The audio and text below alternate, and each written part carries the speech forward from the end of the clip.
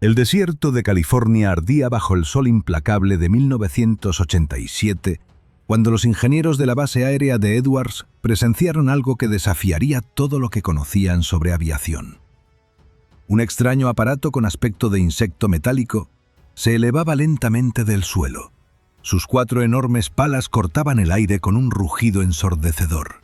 Pero lo que estaba por suceder haría que los veteranos pilotos de pruebas contuvieran la respiración. El Sikorsky S-72 no era un helicóptero común, tampoco era un avión convencional. Era algo completamente diferente, una máquina que prometía revolucionar para siempre el combate aéreo y que llevaba años de desarrollo secreto entre sus entrañas de titanio y sistemas computarizados que apenas cabían en las mentes más brillantes de la época. Cuando el piloto alcanzó los 100 metros de altura, activó una secuencia que ningún otro aviador en la historia había intentado jamás. Las palas giratorias comenzaron a desacelerarse en pleno vuelo, mientras los motores turbofán lateral rugían con furia desatada. El rotor gigante se detuvo completamente, transformándose en una gigantesca X sobre el fuselaje. Y por primera vez en la historia de la humanidad, un helicóptero se había convertido en un avión de ala fija sin tocar tierra, volando a velocidades que ningún rotorcraft había alcanzado antes. Pero esta historia comenzó 15 años antes, cuando el mundo vivía bajo la sombra permanente de la Guerra Fría, y cada nación buscaba desesperadamente la ventaja tecnológica que inclinaría la balanza del poder global. En los pasillos del Pentágono y en las salas de conferencias de la NASA, los estrategas militares enfrentaban un problema devastador que amenazaba la superioridad aérea estadounidense. Los helicópteros convencionales, aunque versátiles y capaces de despegar verticalmente, estaban fatalmente limitados por su velocidad máxima. Raramente superaban los 300 km por hora debido a un fenómeno físico implacable donde las palas avanzaban más rápido que el sonido en un lado, mientras retrocedían peligrosamente lentas en el otro, creando vibraciones destructivas que podían despedazar la aeronave en segundos. Los soviéticos enfrentaban el mismo obstáculo, pero la inteligencia occidental sugería que Moscú estaba invirtiendo fortunas en superar esta barrera, desarrollando conceptos radicales que combinarían la agilidad vertical de un helicóptero con la velocidad fulminante de un caza reactor. La respuesta estadounidense llegó desde un lugar inesperado. Un profesor británico de la Universidad de Southampton, llamado Ian Cheeseman, había descubierto algo extraordinario mientras experimentaba con fluidos y superficies curvas en su laboratorio. Cheeseman demostró que podía controlar el flujo de aire alrededor de una pala cilíndrica usando el efecto Coanda, un principio físico fascinante donde un chorro de fluido se adhiere tenazmente a una superficie convexa como si estuviera magnetizado, el mismo fenómeno que permite que una pelota de ping-pong flote suspendida sobre un chorro de aire, girando sin caer jamás. El profesor comprendió que si aplicaba aire comprimido tangencialmente sobre palas de rotor especialmente diseñadas, podría generar sustentación sin necesidad de que las palas giraran continuamente, lo que significaba que un helicóptero podría despegar verticalmente con las palas rotando, pero una vez en el aire, detener completamente el rotor, transformándolo en alas fijas y acelerar a velocidades subsónicas usando motores a reacción convencionales. Cuando los ingenieros de la Marina estadounidense en el Centro de Investigación y Desarrollo Naval David W. Taylor recibieron los informes de Cheeseman en 1972, inmediatamente reconocieron el potencial revolucionario de la idea. Se unieron con la Agencia de Proyectos de Investigación Avanzados de Defensa y la NASA para crear un programa de desarrollo conjunto que exploraría los límites de esta tecnología sin precedentes. Necesitaban un vehículo de prueba que pudiera evaluar con seguridad todos los sistemas experimentales sin arriesgar vidas innecesariamente. Así nació el concepto del avión de investigación de sistemas de rotor, conocido por sus siglas en inglés como RSRA. En el verano de 1971, la NASA y el Ejército emitieron una solicitud de propuestas para un estudio de diseño preliminar. Dos gigantes de la aviación respondieron al llamado: Sikorsky Aircraft y Bell Aircraft. Ambas recibieron contratos de estudio por 9 meses para demostrar la viabilidad de sus conceptos respectivos y competir por el contrato más ambicioso en la historia de la aviación experimental estadounidense. En julio de 1972, Sikorsky presentó los resultados de su estudio preliminar ante los representantes de la NASA y el Ejército en una reunión que duraría horas y cambiaría el destino de la compañía para siempre. Los ingenieros desplegaron planos técnicos que cubrían mesas enteras, mostrando un diseño audaz que combinaba el fuselaje del helicóptero experimental S-67 con el rotor central del probado S-61, una solución brillante que reduciría costos dramáticamente al reutilizar componentes existentes en lugar de diseñar todo desde cero. La presentación convenció completamente a los evaluadores gubernamentales. Sikorsky ganó el contrato y se convirtió en el desarrollador principal del RSRA. Pero lo que parecía una victoria se transformaría rápidamente en la pesadilla técnica más compleja que la compañía había enfrentado desde su fundación en 1923 por el legendario Igor Sikorsky, el mismo pionero que había construido los famosos hidroaviones gigantes de los años 30. El desafío principal que aterrorizaba a los ingenieros era crear palas de rotor completamente rígidas que pudieran generar sustentación sin la fuerza centrífuga que normalmente las mantenía extendidas en los helicópteros convencionales. Cada pala debía ser extraordinariamente resistente, porque 2 de ellas actuarían como alas de flecha invertida cuando el rotor se detuviera en vuelo, soportando cargas aerodinámicas brutales que ninguna pala de helicóptero había experimentado jamás en la historia. Sikorsky estableció 2 equipos de ingeniería separados que trabajarían en paralelo, pero con objetivos diferentes. El primer grupo se concentró exclusivamente en desarrollar el sistema de rotor X-Wing y cómo las palas se integrarían estructuralmente con una aeronave completa, mientras el segundo equipo enfrentaba el reto aún más complejo de determinar cómo probar estos sistemas radicalmente innovadores en el RSRA sin matar a los pilotos en el proceso. La colaboración entre ambos grupos requería reuniones diarias donde físicos, ingenieros aeronáuticos y expertos en materiales debatían furiosamente sobre problemas que nunca antes habían existido en la aviación. La eliminación del plato cíclico mecánico que todos los helicópteros convencionales utilizaban para controlar el ángulo de las palas representaba un salto tecnológico comparable a eliminar el timón de un barco. Los ingenieros de Sikorsky lo reemplazaron con un sistema de válvulas neumáticas increíblemente sofisticado que alimentaba aire comprimido continuamente hacia las palas del rotor a través de tuberías internas. Cuando el piloto movía los controles, un ordenador procesaba las órdenes y ajustaba las válvulas para dirigir chorros de aire comprimido sobre diferentes secciones de cada pala, utilizando el efecto Coanda para curvar el flujo aerodinámico y generar sustentación exactamente donde se necesitaba. La secuencia de arranque y detención del rotor en pleno vuelo exigía manipulaciones de alta frecuencia tan precisas y rápidas que ningún ser humano podría ejecutarlas manualmente, por lo que se requirió el ordenador más avanzado disponible en aquella época para gestionar millones de cálculos por segundo y mantener la aeronave estable durante la transformación. Otros obstáculos técnicos amenazaban constantemente con hundir el proyecto en un mar de problemas irresolubles. El equipo necesitaba instalar un compresor gigantesco capaz de proporcionar el volumen masivo de aire de control de circulación que las palas hambrientas consumirían durante el vuelo. Este compresor agregaba peso considerable y ocupaba espacio precioso dentro del fuselaje ya saturado de sistemas. Además, requerían desarrollar un embrague de altísima energía y un freno igualmente poderoso para arrancar y detener el rotor masivo durante el vuelo, componentes que debían funcionar perfectamente bajo condiciones extremas o provocarían una catástrofe instantánea. Las dimensiones finales del S-72 impresionaban a cualquiera que lo viera. Medía 70 pies con 6 pulgadas de longitud total y 14 pies con 5 pulgadas de altura. Su peso vacío alcanzaba 21.700 libras, mientras que el peso máximo permitido para despegue llegaba a 26.050 libras, cifras que lo convertían en una bestia metálica comparada con helicópteros contemporáneos.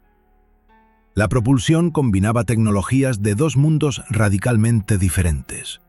Un par de turboejes General Electric T58, GE5, proporcionaban 1.400 caballos de fuerza cada uno para impulsar el rotor durante operaciones de helicóptero, pero montados a los lados del fuselaje rugían dos turbofans General Electric TF34 G400A que entregaban 9.400 libras de empuje cada motor para el vuelo de alta velocidad.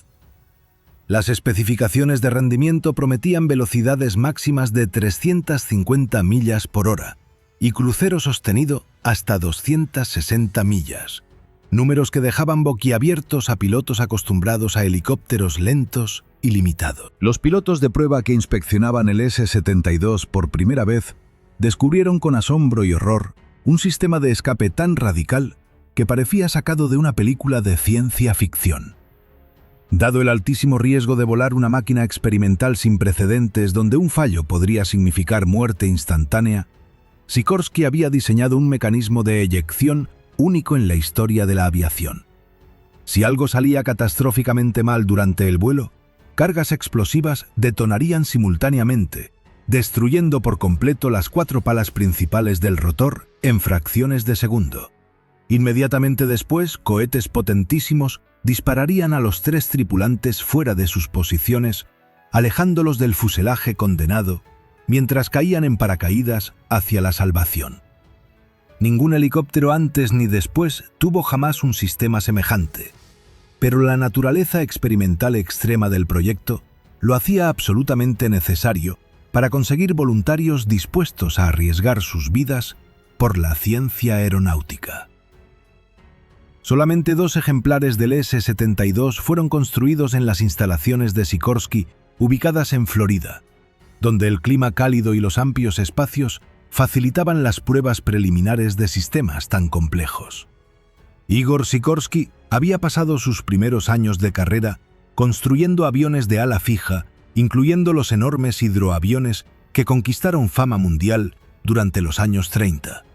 Pero desde entonces, ningún diseño Sikorsky de ala fija había volado en casi medio siglo completo, lo que convertía al S-72 en un regreso histórico a las raíces de la compañía, aunque con tecnología infinitamente más avanzada. Las pruebas iniciales del modelo comenzaron en diciembre de 1985, cuando los técnicos activaron por primera vez el sistema de propulsión en un banco de pruebas estático dentro de un hangar fortificado.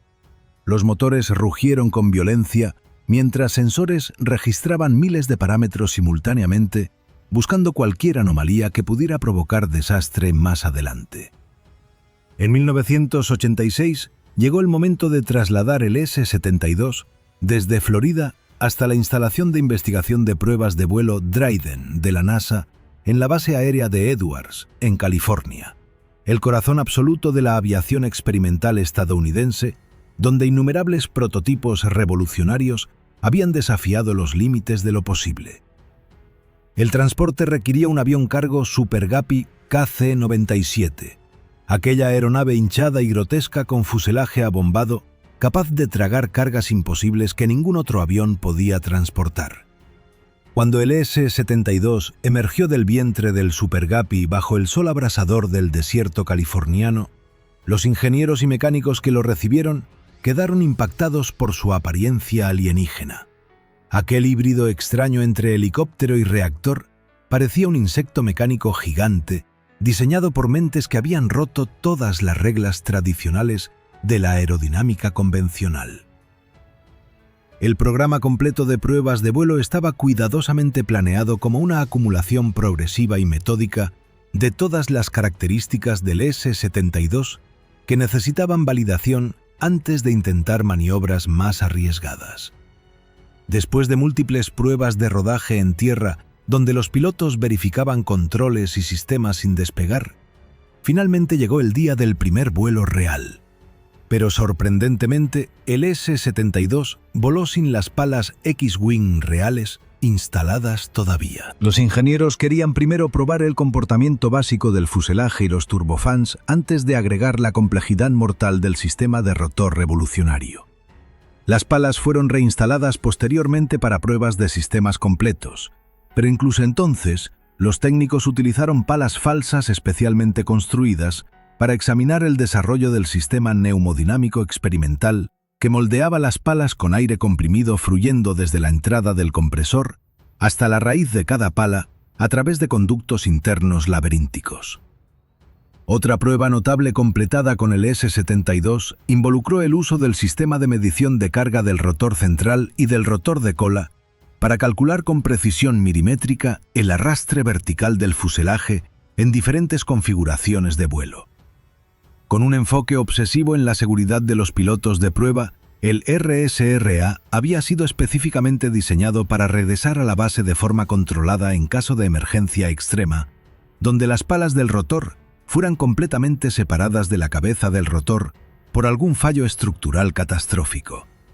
En ese escenario pesadillesco, el S-72 volaría como un avión de ala fija puro sin rotor alguno, dependiendo únicamente de las alas montadas bajo el fuselaje y los turbofans laterales para mantenerse en el aire y aterrizar de emergencia. Cuando esta prueba crítica produjo resultados exitosos y el S-72 demostró capacidad de vuelo estable sin rotor, fue un día de celebración eufórica para todo el equipo de Sikorsky, que había trabajado años sin descanso, temiendo siempre que algún defecto fundamental arruinara el proyecto completo. El plan inicial contemplaba una progresión cautelosa donde el S-72 volaría primero con solamente 2 palas de rotor detenidas, luego con las 4 palas completamente inmóviles formando la distintiva configuración en X.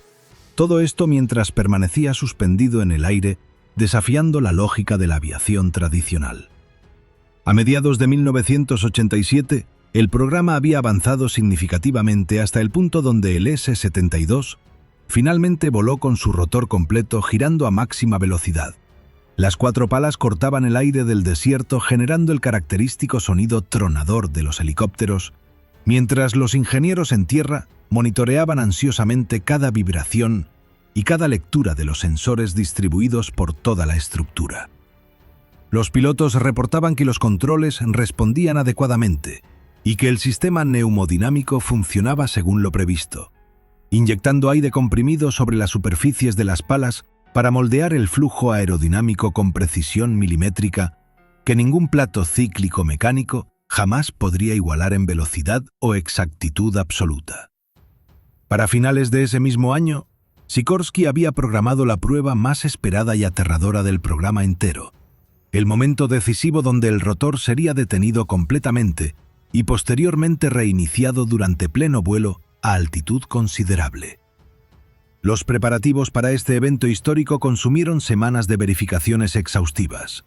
Los técnicos inspeccionaban cada componente del sistema de embrague y freno que debía detener suavemente las palas giratorias sin provocar sacudidas destructivas, mientras los programadores revisaban línea por línea el código del ordenador que orquestaría la secuencia completa sin intervención humana posible, dada la velocidad requerida de las operaciones. Los pilotos seleccionados para la misión practicaban incansablemente en simuladores, tratando de anticipar cada posible contingencia, sabiendo perfectamente que un error mínimo podría enviarlos a una muerte horrible, girando sin control hacia el suelo del desierto californiano. Sin embargo, mientras los técnicos ultimaban detalles y la expectación crecía día tras día, nubes oscuras se formaban sobre el futuro del programa en las oficinas gubernamentales de Washington, D.C., donde burócratas y generales debatían prioridades presupuestarias en salas cerradas. En 1987, el gobierno estadounidense enfrentaba serios problemas de financiamiento debido a déficits crecientes y compromisos militares que consumían recursos en múltiples frentes simultáneamente. La administración había identificado programas experimentales que podían ser sacrificados para liberar fondos urgentemente necesarios en proyectos considerados más críticos para la seguridad nacional inmediata. El S-72, a pesar de su potencial revolucionario, presentaba un diseño visualmente impresionante e innovador, pero no exactamente práctico, debido a los sistemas extraordinariamente complejos necesarios para integrar todas sus tecnologías nuevas en una plataforma funcional coherente que pudiera eventualmente producirse en masa. Los revisores gubernamentales examinaron fríamente los costos acumulados del programa contra los riesgos técnicos restantes y el potencial real del concepto X-Wing para transformarse en un sistema de armas operacional dentro de plazos razonables. Las conclusiones fueron devastadoras para Sikorsky. El análisis determinó que sería del mejor interés nacional terminar el programa completamente, en lugar de continuar invirtiendo millones en una tecnología que probablemente nunca saldría de la fase experimental. La decisión llegó como un rayo fulminante que destruyó años de trabajo dedicado. El contrato fue eliminado abruptamente, dejando a cientos de ingenieros atónitos contemplando el final súbito de sus esfuerzos titánicos. El programa se desmoronó por las mismas razones despiadadas que habían hundido innumerables otros proyectos militares y de investigación a lo largo de la historia. Simplemente era demasiado costoso y tecnológicamente ambicioso para una época donde los recursos debían distribuirse entre amenazas más inmediatas y tangibles que un helicóptero transformable experimental. La ironía cruel radicaba en que Sikorsky estaba tremendamente cerca de lograr el objetivo final cuando llegó la orden de cancelación. Todos los sistemas principales habían sido desarrollados y probados individualmente con éxito razonable. El compresor funcionaba entregando el volumen necesario de aire. El embrague y el freno habían demostrado capacidad para manejar las cargas enormes. El software de control había superado pruebas rigurosas en simulación. Los materiales compuestos de las palas resistían los esfuerzos estructurales predichos. Y la fabricación de las palas y la cabeza del rotor había alcanzado estándares de calidad aceptables. Varios ensayos apropiados de mitigación de riesgos fueron logrados en apenas pocos años de trabajo intensivo, demostrando que el equipo de Sikorsky poseía tanto la capacidad técnica como la determinación necesaria para resolver problemas que inicialmente parecían completamente insolubles ante cualquier ingeniero sensato. Cuando la notificación oficial de terminación llegó a las instalaciones de Sikorsky, el silencio sepulcral invadió los hangares donde el S-72 esperaba su momento de gloria definitivo que nunca llegaría. Los ingenieros contemplaban incrédulos la máquina que había consumido años de sus vidas, sabiendo que estaban literalmente a semanas de realizar la prueba que validaría o destruiría todo el concepto X-Wing para siempre. El rotor jamás sería detenido y reiniciado en pleno vuelo. Aquella secuencia dramática que había sido el objetivo central desde el principio, permanecería como un sueño técnico incumplido, flotando eternamente en el reino de lo que pudo haber sido, pero nunca fue. Los dos prototipos construidos quedaron congelados en el tiempo como monumentos metálicos a la ambición humana truncada por realidades económicas implacables y prioridades políticas cambiantes que no perdonan proyectos costosos sin aplicaciones militares inmediatas evidentes. A lo largo de los 5 años que duró el contrato entre la NASA y Sikorsky, el equipo de ingeniería había resuelto meticulosamente la mayoría de los desafíos técnicos y físicos monumentales que el concepto presentaba desde su concepción inicial. El desarrollo del compresor capaz de proporcionar flujo de aire masivo sin agregar peso prohibitivo había requerido innovaciones en diseño de turbomaquinaria que posteriormente influenciarían otros programas aeronáuticos completamente diferentes. El embrague y el sistema de frenado capaces de detener y arrancar un rotor gigante en condiciones de vuelo dinámico representaban avances en ingeniería mecánica que ninguna otra aeronave había necesitado anteriormente. El software de control que gestionaba millones de cálculos por segundo para ajustar válvulas neumáticas con precisión microscópica empujó los límites de la computación aeronáutica disponible en aquella década, forzando desarrollos en algoritmos de control que beneficiarían futuros sistemas fly-by-wire en aviones comerciales y militares convencionales. El desarrollo de materiales compuestos para las palas del rotor, que debían ser simultáneamente lo suficientemente rígidas para actuar como alas fijas, pero lo bastante resistentes para soportar las cargas cíclicas del vuelo rotatorio, abrió nuevas posibilidades en fabricación de estructuras aeronáuticas avanzadas. La fabricación de las palas individuales y la cabeza del rotor que las conectaba requirió técnicas de manufactura nunca antes intentadas en la industria aeroespacial, procesos que Sikorsky posteriormente aplicaría en helicópteros convencionales, mejorando su rendimiento y confiabilidad general. Paradójicamente, aunque el S-72 como sistema completo fracasó en demostrar su concepto revolucionario, los subproductos tecnológicos generados durante su desarrollo tuvieron impactos profundos en aeronaves posteriores que incorporaron silenciosamente estas innovaciones sin fanfarria ni reconocimiento público del origen. La realidad brutal era que en el momento de la cancelación del contrato, la tecnología X-Wing permanecía todavía en sus etapas tempranas de desarrollo, a pesar de todos los progresos logrados. El verdadero potencial del concepto nunca pudo ser completamente demostrado, porque la prueba crítica que definiría su viabilidad quedó perpetuamente pospuesta. Aunque el S-72 voló exitosamente múltiples veces durante el programa de pruebas, siempre lo hizo en configuración completa de helicóptero con el rotor girando normalmente o en modo turbofán puro, sin las palas del rotor instaladas, pero jamás en la configuración híbrida que justificaba toda su existencia. Nunca alcanzó las 350 millas por hora prometidas en las especificaciones originales.